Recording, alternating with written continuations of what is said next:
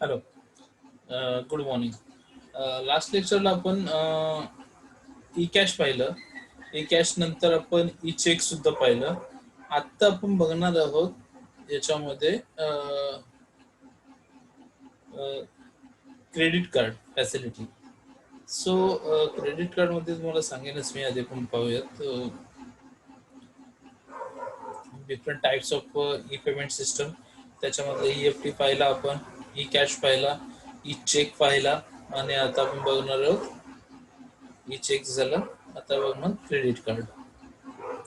Credit card हे नाव तुम्हाला सगळ्यांच्या ओळखीचं असेल, पण क्रेडिट कार्ड म्हणजे काय आणि हे क्रेडिट कार्ड कोणाला इश्यू केलं जातं? A credit card system is a credit system is retail transaction which has present spending limit based on the user's credit limit. आता ही कशावरती लिमिट हे ही सेंटेन्स लक्षात ठेवा. Which has preset spending limit based on the user's credit limit. The users can pay off the entire credit card balance or pay a minimum amount each billing period. It is plastic money which contain identifying information about the credit card allotted to the holder by a bank or other institution. In other words, credit card from Visa, MasterCard or any other networks allow you to pay for purchases or services by borrowing from the credit card company. You then repay by making monthly payment towards the amount borrowed. That is, you do not have a repay the whole borrowed amount in full at one go. आता हे credit card जे आहे किंवा हा जो credit card प्रकार आहे, हा काय प्रकार आहे ते मागच्या वेळेस सुद्धा तुम्हाला सांगितलेलं आहे. आपल्याकडे सगळ्यांकडे एक एटीएम आहे, बरोबर आहे. त्याला आपण ऑटोमॅटिक टेलर मशीन म्हणतो, ATM card, automated teller machine card. ह्या कार्डचं काय आहे तर हे कार्ड ॲज आपलं एक डेबिट कार्ड म्हणून आपण यूज करतो, आणि हे कार्ड प्रत्येक अकाउंट होल्डरला इश्यू केले जातं बँकेकडून. ओके, त्यामुळे कोणी घेऊ शकतो. पण जसं आपलं एक मोबाईलचं सुद्धा तुम्हाला माहिती आहे, प्रीपेड आणि पोस्टपेड बिलिंग असतं. प्रीपेडचं काय असतं, तुम्ही आपली जे लोकल यूज करतो ते आहे प्रीपेड. प्रीपेडचा प्रॉब्लेम काय आहे किंवा प्रीपेडमध्ये काय, प्रीपेड म्हणजे त्याच्या नावातच येतं की जे आधी पेड करावं लागतं यूज करायच्या आधी. जसं तुम्ही ₹10चा बॅलन्स ज्यावेळेला माराल मोबाईलला, त्याच्यानंतर तुम्ही ते ₹10 यूज करणार कॉलिंगसाठी. सो आधी तुम्हाला बॅलन्स करावं लागेल. ओके, सेम डेबिट कार्ड असतं. डेबिट कार्डला सुद्धा तुमच्या अकाउंटला आधी पैसे असावे लागतात. अकाउंटला पैसे असतील तरच तुम्ही ते डेबिट कार्ड कुठेही पर्चेसिंगसाठी किंवा एखाद्या सर्व्हिसेससाठी तुम्ही यूज करू शकता. पण क्रेडिट कार्ड कसं असतं, जसं की मोबाईलमध्ये एक हे झालं प्रीपेड. पोस्टपेड म्हणजे काय की आधी तुम्हाला यूज करायचं मोबाईल फोन, आणि जे काही तुमचं मंथली बिल येईल ते तुम्हाला बिलिंग टाइम म्हणजे आधी यूज करणार, आणि त्याच्यानंतर तुम्हाला कळतं की तुम्ही किती यूज केलं. त्या पद्धतीने तुमचं बिल अलोकेट होतं आणि त्या पद्धतीने तुम्हाला बिल पेड करावं लागतं. सेम क्रेडिट कार्ड पण सिस्टम आहे. क्रेडिट कार्डला सुद्धा आधी तुम्हाला पैसे यूज करायचे, आणि आधी यूज करून झाल्यावर नंतर मंथली त्याचं पेमेंट करायचंय, बिल पेमेंट करायचंय. मग जर असं आहे तर आपण डेबिट कार्ड का यूज करतो, बरोबर आहे, हा एक क्वेश्चन राहतो. जर तुम्हाला आधीच बँक कार्ड देते यूज करायला, त्यांचे पैसे तुम्ही यूज करू शकताय, तर तुम्ही क्रेडिट कार्ड डेबिट कार्ड कशाला यूज करताय, तर क्रेडिट कार्डच आपण सगळेजण यूज करू. आणि मग क्रेडिट कार्ड, मग प्रॉब्लेम काय होतो, सपोज असं जर केलं आपण क्रेडिट कार्डच्या बाबतीत की कोणी क्रेडिट कार्ड यूज करायला लागलं, तर प्रॉब्लेम काय होणार आहे की बँक तुमच्या माझ्यासारखा बोलेल की ठीक आहे, मी आता यूज करून झाला, तर माझं काम झालं, तर मी कशाला बँकेला पेड करू, बरोबर आहे. सो असे बरेचसे लोक मिळतील की जे बँकेला लॉस मध्ये टाकू शकतात. ओके, कारण त्यांचं तेवढं इन्कमच नसणार, तरी सुद्धा क्रेडिट कार्ड यूज करून झालं की संपलं, बिल पेड करून नाही केलं तरी चालेल. सो यासाठी किंवा हा धोका लक्षात घेऊन बँक काय करते, क्रेडिट कार्डच्या बाबतीत क्रेडिट कार्ड कोणाला इश्यू केलं जातं, सो क्रेडिट कार्ड कोणालाही दिलं जात नाही. सर्वात आधी म्हणजे तुमचं क्रेडिट बॅकग्राऊंड चेक केलं जातं, तुमचं फिनान्शियल बॅकग्राऊंड चेक केलं जातं क्रेडिट कार्ड देण्यासाठी. मग फिनान्शियल बॅकग्राऊंड कुठे चेक करतात, तुमच्या घरी येऊन चेक करत नाही, तर तुमच्या अकाउंट्स मध्ये चेक केलं जातं की तुमच्या अकाउंटला डेली ट्रान्झॅक्शन कितीचे चालू आहेत, किती अमाऊंट भरली जाते, किती अमाऊंट कमी केली जाते, तुमच्या ह्याच्यावरती लोन आहे का, लोन असेल तर ते लोन तुम्ही ईएमआय त्याचा वेळेत भरता का, हे सगळ्या गोष्टी असतात की या सगळ्यांनी काय होतं की तुमचे बँकेमध्ये याला क्रेडिट पॉईंट म्हणतात. काय होतं क्रेडिट पॉईंट, तुम्ही एखादा लोन जरी घ्यायचं झालं तरी आधी तुमचे क्रेडिट पॉईंट चेक केले जातो. जसं तुम्ही बजाज फायनान्स वगैरे जे आहे ना, अशा पद्धतीचं फायनान्स तुम्ही करायला गेलात तर तुमचं आधी काय केलं जातं, क्रेडिट पॉईंट चेक केलं जातं. आणि मग ते क्रेडिट पॉईंट जर चांगले असतील तर तुम्हाला लोन दिलं जातं. त्याच पद्धतीने क्रेडिट पॉईंट तुमचे जेवढे असतील त्या पद्धतीने तुम्हाला क्रेडिट कार्ड दिलं जातं. आणि क्रेडिट कार्डचं लिमिट ही तुमच्या त्या क्रेडिट पॉईंट वरती ठरते की कितीचं लिमिट असणार आहे. तुम्हाला जर मी म्हणा माझ्या क्रेडिट कार्डला मला 50,000चं क्रेडिट कार्ड द्या की मी आधी 50,000 यूज करेन नंतर माझ्या, सो बँक तसं देत नाही. तुमचं क्रेडिट पॉईंट किती आहेत, तुम्ही किती बँकेला पेड करू शकता, तुमच्या अकाउंटमध्ये डेली ट्रान्झॅक्शन कितीच होतंय त्यानुसार ठरवते बँक की तुम्हाला क्रेडिट कार्ड ची लिमिट तुमच्या काय ठेवायची. त्या पद्धतीने तुम्ही क्रेडिट कार्ड तुम्हाला यूज करता. तर क्रेडिट कार्ड किती टाईपचे असतात, तर क्रेडिट कार्डचे बरेचसे नेटवर्क्स क्रेडिट कार्ड बनवतात. त्याच्यामध्ये इथं दिलेले आहे विजा, मास्टर कार्ड, किंवा आता इंडियन जे आहे ते कोणतं आहे, रुपे आहे, त्यानंतर अमेरिकन एक्सप्रेस सुद्धा आहे. आता याच्यामध्ये पुढे बघा, then there are charge card such as American Express. आता काही कार्डला जो आहे ते कार्डचा चार्ज वेगळा लावला जातो पुन्हा, जसं की अमेरिकन एक्सप्रेस कार्ड जो आहे त्याला त्याचा वेगळा चार्ज घेतला जातो अमेरिकन एक्सप्रेसचा. तर अशा पद्धतीने क्रेडिट कार्डला हे जातं. आता credit card that require full payment of borrowed amount each month. Credit card payment on online network can be of 3 types. Credit card जे आहेत ते तीन टाईपचे असतात. First one, payment using plain credit card information. First one काय आहे, payment using plain credit card information. पहिलं plain credit card information म्हणजे काय होतं की याच्यामध्ये काय होतं की तुमच्या क्रेडिट कार्डला कोणत्याही प्रकारचा पासवर्ड नसतो. जस्ट तुमच्याकडे क्रेडिट कार्ड तुम्ही स्वाईप केलं तुमचं पेमेंट होऊन जातो.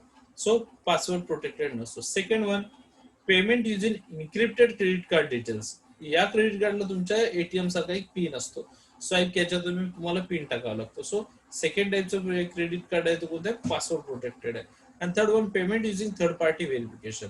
आणि तिसरं क्रेडिट कार्ड असं आहे की तुम्ही एखादा ट्रान्झॅक्शन करायला गेलात, ट्रान्झॅक्शन केल्याच्या नंतर ते ट्रान्झॅक्शन तुमच्याकडे न येतात, तुमच्या किंवा त्या जो कोण ज्याच्याशी तुम्ही एखादा परचेस करताय किंवा काही सर्व्हिस घेताय, परचेस प्रोडक्ट परचेस करताय त्याच्याकडे न जाता त्याचं व्हेरिफिकेशन डायरेक्ट बँकेला जातं आणि बँक ज्या वेळेला तिथून व्हेरीफाय करेल त्याच्यानंतरच तुमचं पेमेंट होणार आहे. सो हे असं थर्ड पार्टी व्हेरिफिकेशन म्हटलं. Payment using third party. Third party म्हणजे कोण, बँक. की बँक ज्याला व्हेरीफाय करेल त्याच्यानंतर तुमचं पेमेंट इश्यू होणार आहे. देन सो हे झाले क्रेडिट कार्ड इन्फॉर्मेशन. देन बघा तिथे advantages of credit card. Credit कार्डचे ऍडव्हान्टेजेस कोणकोणते आहेत. सो ह्याच्यातला पहिला ऍडव्हान्टेज आहे flexibility. Without carrying around a lot of cash, it allows users to do purchase. This gives a lot of flexibility. They allow the users to pay for goods and services, both online and offline, without needing to use cash. Flexibility without carrying around a lot of cash. जे जे आपल्याला आधी कसं होतं की ह्याच्यामध्ये खूप सारे पैसे घेऊन जावं लागायचं, त्याच्यामध्ये चोरीचे चान्सेस जास्त होते. सो किंवा पॉकेट जसं तुमचं पॉकेट वगैरे मारलं जायचं, मुंबईत वगैरे सिटीच्या ठिकाणी खूप सारे प्रकार चालायचे. याच्यामुळे सध्या जसं की मध्यंतरी आपल्या प्राईम मिनिस्टरने जाहीर केलं की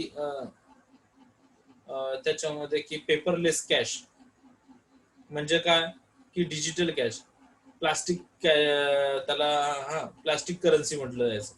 सो त्याच्यात काय केलं त्याने की जास्तीत जास्त कॅश कमीवरती भर दिला. त्याच्यामुळे पेटीएम सारख्या किंवा गुगल पे सारख्या, भीम सारख्या ऍपला जास्त प्रेफरन्स दिला गेला. सो आता कसं होतं की ते ती गोष्ट राहिली बाजूला.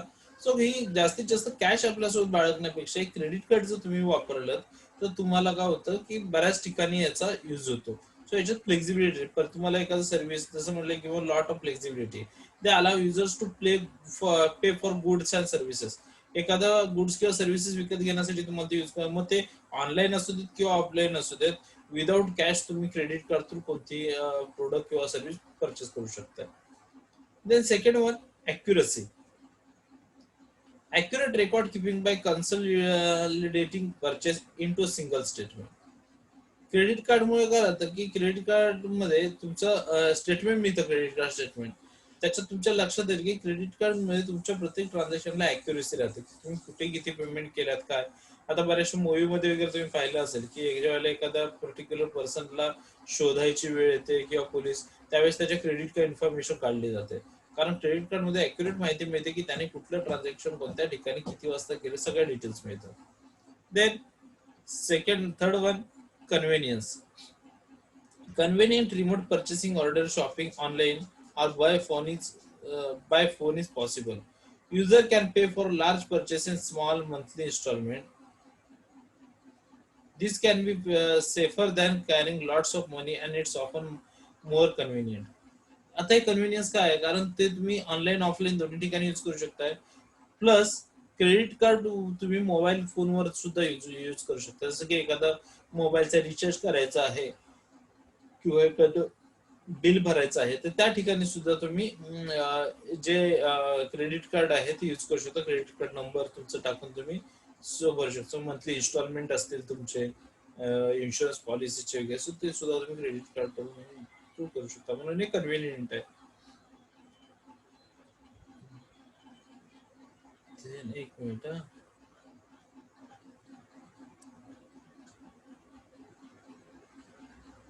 then under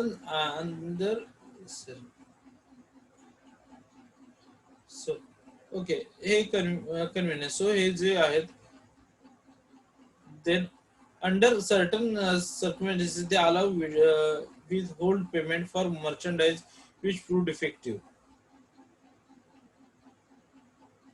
आता याच्यामध्ये तुम्ही जर तुम्हाला एखादं काहीतरी प्रॉब्लेम्स वाटला तर तुम्ही काय करू शकता, तुमचं क्रेडिट कार्ड जे आहे ते विथ होल्ड पेमेंट, तुमचं तुम्ही त्याचं पेमेंट थांबवू शकता. सो ही एक तुम्हाला एक ऑप्शन दिला. म्हणजे एखाद्या ठिकाणी तुम्हाला वाटतं की माझ्या क्रेडिट कार्डचा चुकीचा वापर होतोय, तर त्यावेळेस तुम्ही लगेचच क्रेडिट कार्ड पेमेंट थांबवू शकता. Then cheaper, they are cheaper for short term बॉरोविंग.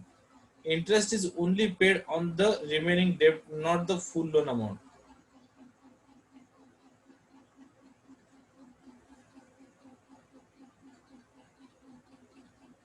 आता क्रेडिट कार्ड लोन जे आहे किंवा क्रेडिट कार्डचं जे मी म्हटलं बिल जे आहे, ते तुमच्या त्याचा जो इंटरेस्ट आहे तो तुमच्या रिमेनिंग अमाऊंट वरती कॅल्क्युलेट केला जातो, फुल अमाऊंट वरती नाही. आलं लक्षात की तुमचं अमाऊंट किती बाकी आहे त्याच्यावरती डिपेंड राहतं किंवा त्याच्यावरती राहतं. Then they allow users to uh, spend them spend when they may not have a spare cash available. This effectively lets users borrow money interest free for a period of time before repayment needs to be made on buy now pay later basis. So हे तुम्हाला जसं मी म्हटलं prepaid असतं की तुम्हाला पे करायच्या आधीच तुम्हाला क्रेडिट कार्ड इश्यू केलं जातं. त्याच्यामुळे काय, आणि त्याचं पेमेंट तुम्हाला नंतर करायचंय. सो त्याच्यामुळे हा एक तुमचा ह्याचा एक ऍडव्हान्टेज आहे. Then additional benefits such as additional insurance cover on purchase, cashback, air miles and discounts on holiday are also covered. आता क्रेडिट कार्ड वरती तुम्हाला खूप सारे बेनिफिट सुद्धा मिळतात. क्रेडिट कार्ड सोबत तुम्हाला एखादा इन्शुरन्स कव्हर करून मिळतो किंवा cover on purchase, additional insurance cover on purchase. एखादी गोष्ट परचेस केल्याच्या नंतर तुम्हाला इन्शुरन्स कव्हर करून मिळतो. जसं की आता तुम्ही ट्रेनचं तिकीट बुक केलं तर त्या ठिकाणी तुम्हाला इन्शुरन्सचं सुद्धा ऑप्शन, ₹1 तुम्हाला इन्शुरन्स मिळतो. देन कॅशबॅक मिळतात, एअर माइल्स डिस्काउंट्स मिळतात तुम्हाला, किंवा holiday packages on holidays, air miles and discounts on holiday packages, holidays are also covered. So हे सगळ्या गोष्टी तुम्हाला डिस्काउंट्स किंवा ऍडिशनल बेनिफिट जे आहेत ते तुम्हाला या क्रेडिट कार्ड मध्ये मिळून जातात. ते त्याचे ऍडव्हान्टेज. आता disadvantage of credit card. Credit कार्डचे डिसएडव्हान्टेज कोणकोणते आहेत? Buyers tend to overspend because of the ease of using credit cards. Cards can encourage the purchasing of goods and services one cannot really afford. Credit card buyers tend to overspend because of the ease of using credit card. Credit card can encourage the purchasing of goods and services or cannot really afford. बऱ्याच वेळा काय होतं की हा एक problem होता credit कार्डचं, की खरंच हा डिसएडव्हान्टेज म्हणजे खूप छान त्याने दिलेला आहे. कारण याचा मी एक्सपिरियन्स घेतलेला आहे. ज्यावेळेस तुमच्याकडे कसं असतं, डेबिट कार्डला ज्यावेळेला बॅलन्स असतो तुमच्याकडे, त्यावेळेस डेबिट कार्ड तुम्ही अकाउंटचं पे करत असताना तुमचा अकाउंटचा बॅलन्स कळतो तुम्हाला. ज्यावेळेला तुम्ही जिथे जिथे यूज करा तुमचं एटीएम कार्ड, त्याच्यामुळे काय होतं की तुमच्या लक्षात येतं की अरे माझ्या अकाउंटला पैसेच नाही, बरोबर आहे. माझ्या अकाउंटला पैसेच नाहीयेत, मग मला आता यूज करून म्हणजे मला पैसे संपतील, परत मला यूज करता येणार नाही. अशा वेळेस तुमचा थोडासा कंट्रोल राहतो. क्रेडिट कार्डला तसं नसतं. क्रेडिट कार्डला कसं असतं, की जोपर्यंत यूज करताय तोपर्यंत तुम्ही चालत राहा. कारण तुम्हाला का तुमच्या खिशातला आधीच बॅलन्स द्यायचा नसतो. आधी बँकच देते तुम्हाला. पण त्याच्यामुळे तुमचं येणारं बिल असं सो तुमच्याही लक्षात येत नाही, की माझं बिल किती येणार आहे. मग बिल येईल तेव्हा बघू. तोपर्यंत जेवढं यूज होईल. मग त्याच्यामुळे काय होतं, की आपल्या याच्यावरती आपल्या पर्चेसिंग वरती किंवा याच्या गुड्स किंवा सर्व्हिसेस पर्चेसिंग वरती आपला कंट्रोल राहत नाही. सो हा एक पहिला त्याचा डिसएडव्हांटेज आहे. Then credit card spending is essential borrowing. Interest will be charged on any purchase made that are not paid off when the interest free period runs out. Credit cards are relatively expensive way of obtaining credit if you don't use them carefully, especially because of high interest rates and other costs. काय म्हटलंय, credit card spending essential borrowing.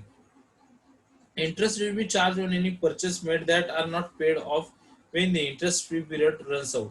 आता interest free period म्हणजे तुमचं आता credit card आहे. Credit कार्डवरती तुम्हाला limit दिलेलं असतं 20,000चं.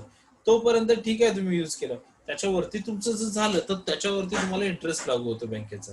मग त्या इंटरेस्ट पेड सो कसं होतं, की जोपर्यंत फ्री आहे तिथपर्यंत ठीक आहे. पण नंतर इंटरेस्ट एकदा चार्ज व्हायला लागले की खूप सारे एक्सपेन्सिव्ह ठरतं तुम्हाला ते क्रेडिट कार्ड. सो हा एक त्याचा ड्रॉबॅक आहे किंवा डिसएडव्हांटेज आहे.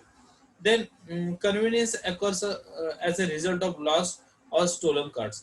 एकदा तुमचं क्रेडिट कार्ड लॉस झालं, मी जसं म्हटलं की 3 टाईपचे क्रेडिट कार्ड येतात. एक पासवर्ड प्रोटेक्टेड, एक विदाउट पासवर्ड, आणि थर्ड वन काय होतं आपलं third party confirmation. So suppose आता एखादा तुमचं कार्ड आहे की विदाउट पासवर्ड प्रोटेक्शन आहे. जर अशा पद्धतीचं कार्ड जर तुमचं लॉस झालं तर त्याचा मिसयूज होण्याची जास्त शक्यता असतात. सो तो कोणी यूज करेल नाही, कोणत्याही शॉपिंगसाठी किंवा किंवा एखादा जसं की गुड सर्व्हिस पर्चेसिंगसाठी तो त्याचा यूज करू शकतो. सो हा एक त्याचा डिसएडव्हांटेजेस आहे. देन डेप्ट as a result of use of large number of credit cards may increase. Being given a credit limit to spend often encourage users to spend beyond their means ability to repay. This leads some into significant debt difficulties and can create an impaired credit history. A debt as a result of use of large number of credit cards may increase.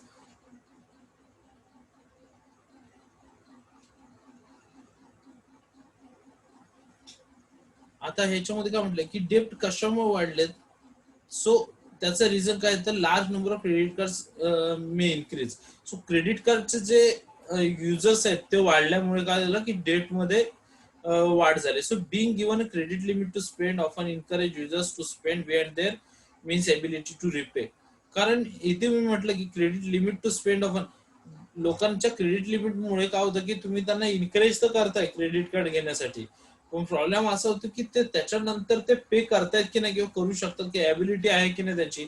आतापर्यंतची त्यांची जी credit history होती ती चांगली असेल, पण पुढे तशीच राहील याची गॅरंटी नाहीये. सो त्याच्यामुळे याच्यामुळे डेप्स वाढतात. हा एक त्याचा डिसएडव्हांटेज असेल.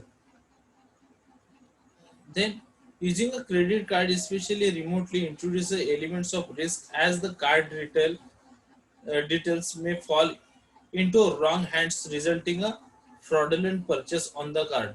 Fraudulent or unauthorized charges may take months to dispute, investigate, and resolve.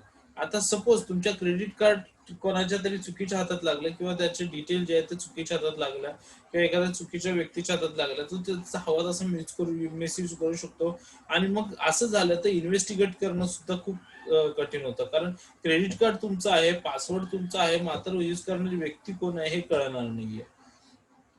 So हा एक त्याचा डिसएडव्हांटेज आहे. Then credit card based payment system. आता credit card based payment system कोणकोणते आहेत बघूयात. A credit card transaction over the internet, the consumers visit the merchant website, selects goods to buy, all the information related to the credit card is entered by the users, and then his information transmitted to the retailer electronically. Business must have a merchant account in order to accept payment through credit card. Four parties are involved in a such transaction. काय होतं, credit card transaction ज्या वेळेला तुम्ही करता internet through, तेव्हा कशा पद्धतीची process चालते, तर consumer visits the merchant website. तुम्हाला ज्या वेबसाईटवरून एखादा प्रोडक्ट किंवा सर्व्हिसेस परचेस करायचे त्या वेळेला वेबसाईटला तुम्ही आधी व्हिजिट करताय. Then select goods to buy. त्यानंतर तुम्हाला कोणते गुड्स विकत घ्यायचे ते तुम्ही सिलेक्ट करताय. All the information related to credit card is enter. त्याच्यानंतर पेमेंटच्या वेळेस काय करता तुम्ही, की तुमच्या क्रेडिट कार्डची सगळी इन्फॉर्मेशन तुम्ही काय करताय, डिटेल्स इन्फॉर्मेशन तिथे एंटर करताय, and then this information transmit to the retailer electronically. त्याच्यानंतर ही इन्फॉर्मेशन कुठे जाते, तर त्या रिटेलर कडे जाते इलेक्ट्रॉनिकली, म्हणजे internet through. And then business must have merchant accounts in order to accept payment through credit card. त्याच्यानंतर त्यांच्याकडे काय होतं, की मर्चंट अकाउंट असतं जे ज्याच्यावरती तुमचं क्रेडिट कार्ड जे काय पेमेंट कराल ते ऍक्सेप्ट करतात. या सगळ्या गोष्टींमध्ये चार पार्टीज इन्व्हॉल्व असतात. Involve in such a transaction. Four parties are involve in अशा प्रकारच्या ट्रान्झॅक्शन मध्ये चार पार्टीज इन्व्हॉल्व असतात. तर कोणत्या, these are customer having a credit card. पहिलं कस्टमर की ज्यांच्याकडे क्रेडिट कार्ड असतो. Then second merchant accepting the credit card. त्याच्यानंतर ज्याच्याकडून तुम्ही खरेदी करणार आहात तो payment credit card payment accept करतो, म्हणजे तो एक, म्हणजे दोन ट्रान्झॅक्शन आणि दोन पार्टीज झाला. Then third bank, an issuing bank which issues credit card to the customer and guaranteed payment to the merchant. The bank collects payment from its customer. त्याच्यानंतर थर्ड होती बँक, जे की त्या कस्टमरला क्रेडिट कार्ड इश्यू करते आणि त्या मर्चंट्सला guaranteed payment त्याच्यातून पेड करते, आणि ती पैसे ते नंतर कस्टमर करून कलेक्ट करून घेतात. सो ही झाली थर्ड पार्टी बँक, आणि हे झालं third transaction. Then fourth, a acquirer. It is a financial institution that establishes an account with the merchants and validate card information presented by the merchant and authorizes sale based on customer's credit status. A acquirer म्हणजे काय? It is a financial institution that establishes an accounts with a merchant and validates card information. त्याच्यानंतर acquirer, की जो एक acquirer म्हणजे काय, it is a financial institution. ते financial institution आहे जे काय काम करते, establish on account with a merchant सोबत एक अकाउंट तयार करते आणि व्हॅलिडेट, आणि तुमची जी कार्ड इन्फॉर्मेशन आहे ती व्हॅलिड आहे का नाही ते व्हेरीफाय करून, आणि त्याच्यानंतर मग त्या मर्चंट्सला ऑथोरायझेशन देते की तुमच्या क्रेडिट कार्ड ऍक्सेप्ट करण्यासाठी. सो ती फोर्थ पार्टी येते अँड एक्वायरर. सो चार पार्टी कोणत्या झाल्या, कस्टमर्स ज्याच्याकडे क्रेडिट कार्ड असतो, मर्चंट जो की क्रेडिट कार्ड ऍक्सेप्ट करतो, बँक जे की कस्टमर कडून त्या मर्चंटला पेमेंट करते आणि कस्टमर कडून त्याची कलेक्शन करते, पेमेंट कलेक्ट करते. देन अँड एक्वायरर जो की मर्चंट्सला इन्फॉर्मेशन तुमच्या कार्डची इन्फॉर्मेशन जे आहे त्याचे व्हॅलिडेट करून मर्चंटला ऑथरायझेशन देते की तुमचं कार्ड ऍक्सेप्ट करण्यासाठी. सो अशा पद्धतीचे हे चार पार्टीज आहेत, आणि चार पार्टीज आणि चार ट्रान्झॅक्शन येतात. Then the procedure as to how the credit card transaction are carried out is as follows.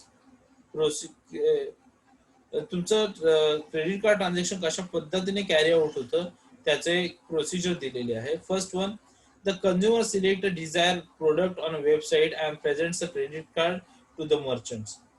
काय करतो, पहिला कस्टमर काय करतो, सिलेक्ट अ डिझायर प्रोडक्ट, त्याला जे प्रोडक्ट पाहिजे तो सिलेक्ट करतो वेबसाईट वरून, आणि त्या मर्चंटला क्रेडिट कार्ड इन्फॉर्मेशन देतो किंवा देतो. The information is access by the merchant server bank for a credit authorization of credit card and checks the validity of the card, credit available to the customers etc. After this, it's inform the merchants whether the procedure is for the transaction or not. त्याच्यानंतर काय होतं, ही information कुठे जाते, तर access by merchant server bank. मर्चंटच्या server बँकमध्ये जाते. तिथे काय केलं जातं, त्या क्रेडिट कार्ड ऑथरायझेशन चेक केलं जातं, ते व्हॅलिड आहे का, त्या क्रेडिट कार्डला बॅलन्स अवेलेबल आहे का, तो कस्टमर व्हॅलिड आहे का. सो त्याच्यानंतर मग ते मर्चंट्सला पुन्हा त्याची प्रोसिजर, पुढची जे काही त्याची कमांड असेल ते देते की ट्रान्झॅक्शन हे जे आहे ते व्हॅलिड आहे किंवा नाही, ते प्रोसेस करू शकतो किंवा नाही. Then the merchant takes the signature of the customer on the authorization slips. The merchant takes the signature of the customers on the authorization slips, compare the signature with that is the credit card and deliver the goods.